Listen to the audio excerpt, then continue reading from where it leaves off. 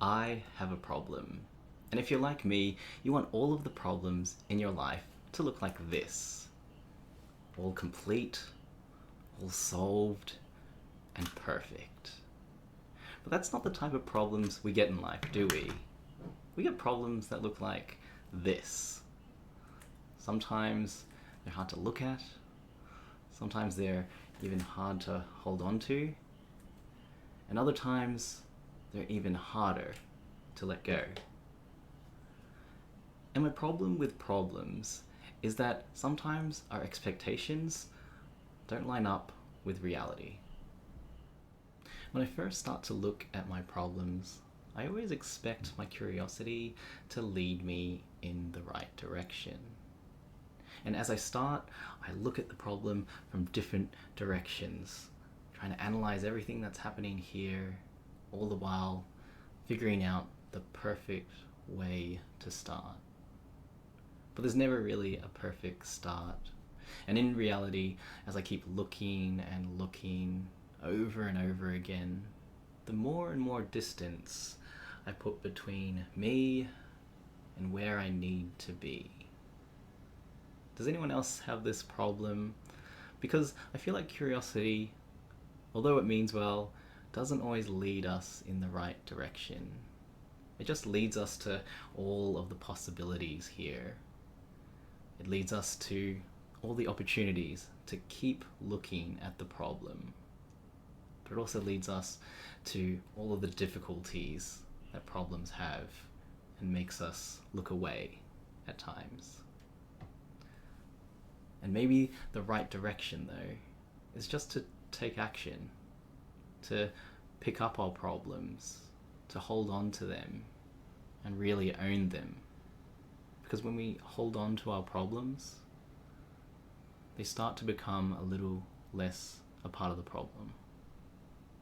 When I first hold on to my problems, I tend to push and I pull and I twist and I turn, all the while expecting my problem to be solved just from that. But most of the time, it just ends up as messed up as the way it started. And in reality, maybe problems are less about holding on to them for the shortest amount of time, trying to put them away, finding those quick fixes and being tempted to pull off the stickers. And maybe they're more about holding on with the longest amount of trust. Trust that we have everything we need right here. Because if we start to trust, maybe all we need is just one starting point, one square to help us find the next. And maybe that just helps us find the next one too. We might even find a little path forward. And with that small amount of trust, it can go a long way and make us see the problem a little bit differently. And when we have that little bit of trust, we trust that we have everything we need right here. Maybe we start to trust we have everything up here as well. And if we make a small step in the right direction, it helps us make the next one. And we trust that we can make the next change, it can help us make the next one too. And when we keep doing this over and over again, maybe our problem starts to look a little bit smaller than it used to be. As we look back, we might even have less of the problem. If we hold on to our seats, hold on to our breath, if we hold on long enough, we might be able to see it to the end. We might be able to let go of our problems. When our lives turn upside down, they seem to uncover even more problems. And most of us expect our problems, all of our problems, to be solved magically one day in time. But in reality, not all problems need to be solved. And neither does this one, even if I'm so close to finishing. Because most of us want all of our problems in our lives to look like this.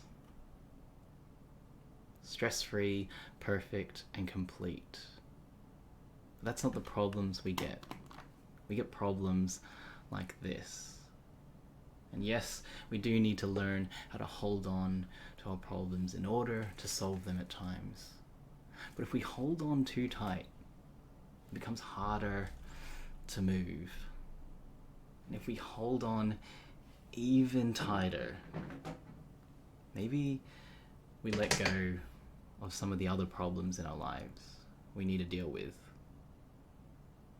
We don't have to solve all of the problems in our lives, but we need to know when to let go. The biggest problem for me right now is everything here, talking to you guys, solving this Rubik's Cube. But if I got a message about my parents saying that they were in an accident, they were in hospital, and maybe even overseas, I know I'd have bigger problems than solving a Rubik's Cube. I know I'd walk out this door right now, skip all of this, and do everything I can just to be with them. I'm sure you would do the same too. We need to learn how to let go of our problems in order to hold on to the problems that truly matter. Whether you're Jay-Z rapping about 99 problems or Neil Armstrong reporting back, Houston, we have a problem. We all have problems.